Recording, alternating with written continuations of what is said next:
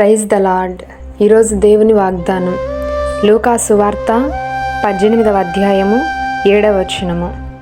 దేవుడు తాను ఏర్పరచుకొనిన వారు దివారాత్రులు తన్ను గూర్చి మొరపెట్టుకొనుచుండగా వారికి న్యాయము తీర్చడా. ఈరోజు పరిశుద్ధాత్మ దేవుడు మనతో మాట్లాడుతున్న మాటలేమనగా, అన్యాయస్తుడైనటువంటి న్యాయాధిపతి యొద్దకు, ఒక అధికారి యొద్దకు ఒక పేద వెధవరాలు తనకంటూ ఎటువంటి బలగము కానీ, ఎటువంటి పేరు ప్రఖ్యాతులు కానీ, డబ్బు కానీ ఏమీ లేకుండా కేవలము నోటి మాట సహాయము చేత అతని యొద్దకు వెళ్ళింది.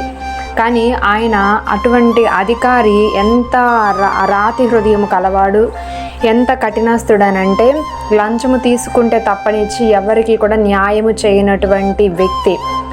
అతని గురించి తెలిసి కూడా మరి అతని దగ్గర పదే ఈ విధవరాలు న్యాయము కొరకు అతని చుట్టూ తిరిగే విధానమును బట్టి అంత కఠినమైనటువంటి ఆ అన్యాయస్తుడైనటువంటి న్యాయాధిపతి యొక్క హృదయము కూడా కరిగింది.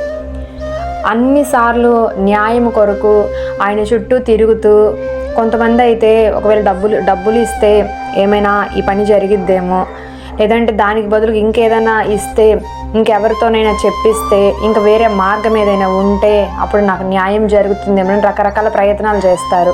కానీ ఈమెకున్నటువంటి ఆధారం ఏది కూడా లేదు. ఆయన చుట్టూ కూడా తిరుగుతూనే నాకు న్యాయం చేయండి నేను బ్రతిమిలాడుతూ పోరాడుతూనే ఉన్నది.